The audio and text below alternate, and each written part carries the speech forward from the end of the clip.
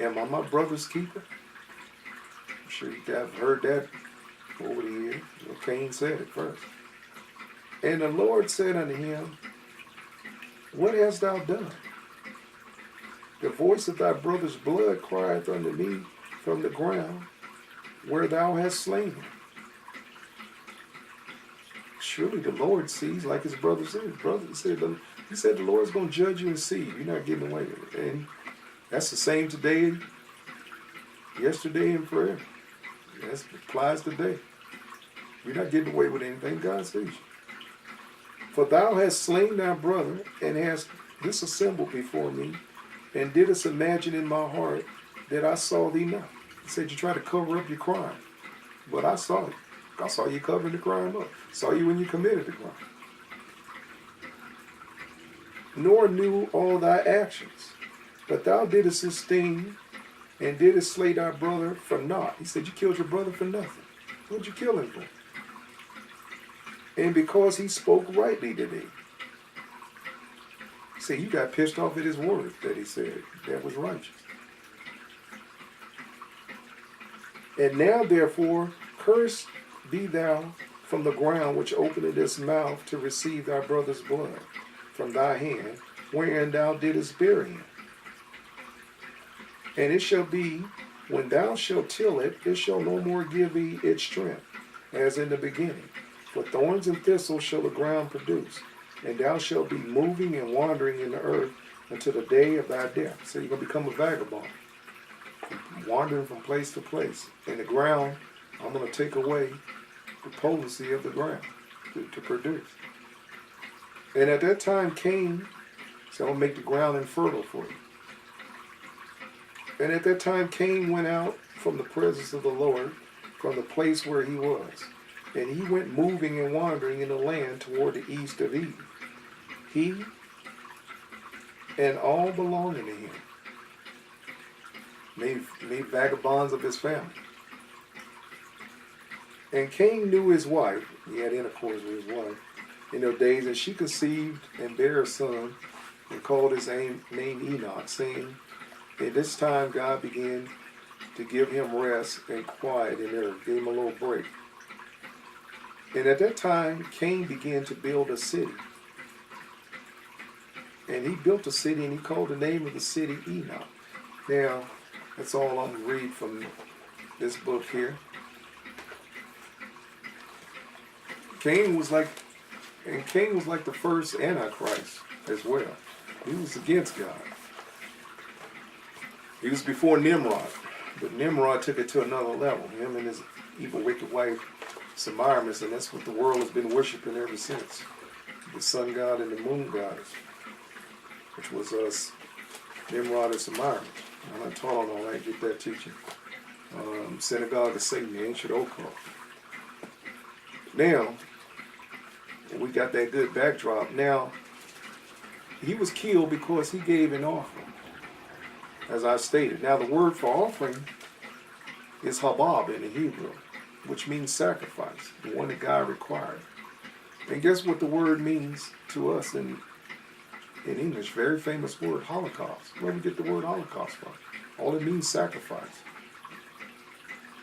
Now, the 6 billion Jews that was killed that they call the Holocaust, Hitler was into the occult. They were just a sacrifice to his demon gods. To say he was an occult worshiper. And the human sacrifices in the occult. Adults, children, especially babies. This has been going on for thousands of years. It's all the Holocaust was. It means halal, sacrifice, a blood sacrifice. Now, we're going to move from there. Now that we laid this groundwork. Now, Cain was a serpent seed, and God was moving his people, the righteous seed that was come from Abraham, Isaac, Jacob, which became Israel. Jacob's name was changed, meaning God governed.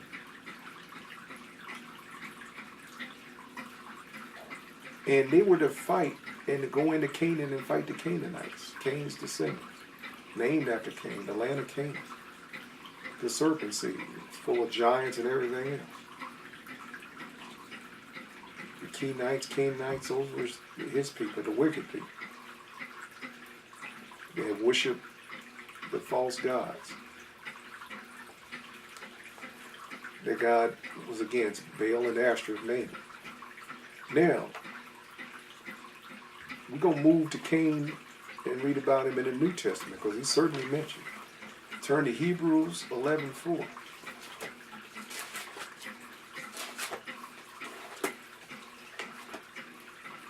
Hebrews 11:4.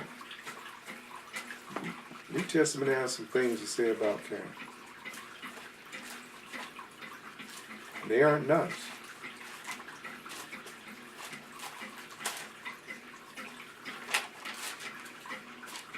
All right, Hebrews 11:4.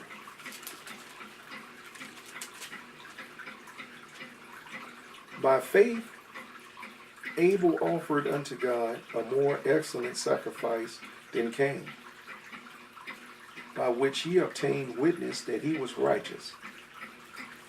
God counted his sacrifice for righteousness. His sin was forgiven, and his family.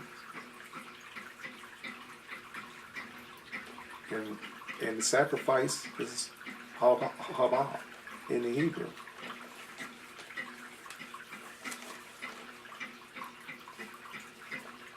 And Cain, by which obtained witness that he was righteous. God, Cain sacrificed to Cain, by which he obtained witness that he was righteous, God testifying of his gifts, by which he was dead yet speaketh. Excuse me. So that's mentioned, that Cain's sacrifice wasn't accepted, and Abel was. Now, we'll go from Hebrews to 1 John 3:12. See what it says about Cain. Get my teaching on 1 John. Love not the world. Taught all through 1 John, 2 John, and 3 John. Love not the world series. Now 1 John 3:12.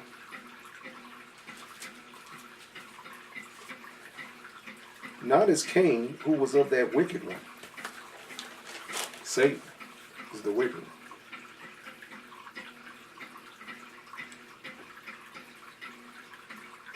Not as 3:12, 1 John 3:12.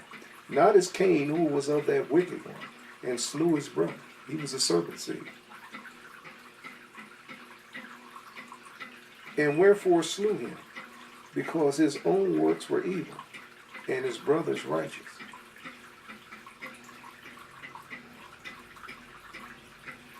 Cain was evil. He represents the wicked serpent seed.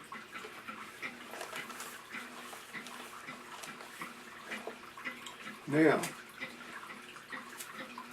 turn to Jude 11. Jude's the last. It's right after John. Keep going. It's right before Revelations.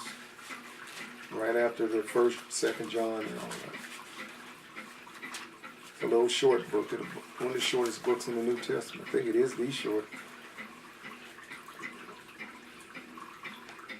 Now Jude says, woe unto them, for they have gone in the way of Cain, and ran greedily after the heir of Balaam for reward, and perished in the gainsaying of Korah. These are all the rebels in the Bible. Cain is thrown in there as one of the top rebels. Cain was envious, a murderer from the beginning, from the get-go. He killed his brother. The first killing, first murder had to do with giving God's way. What's the irony of that?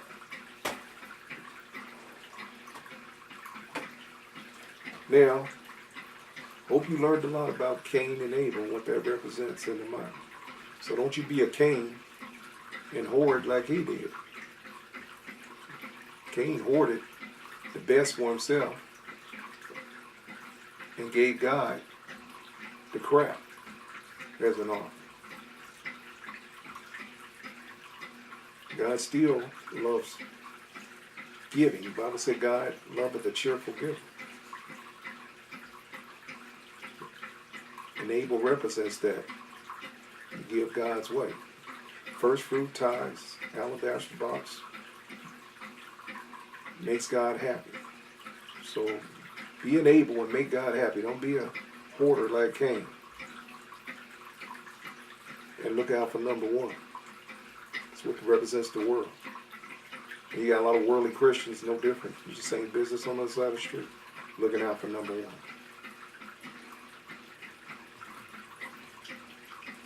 Part of this trip to heaven is giving God's way and paying homage to the King, their Savior.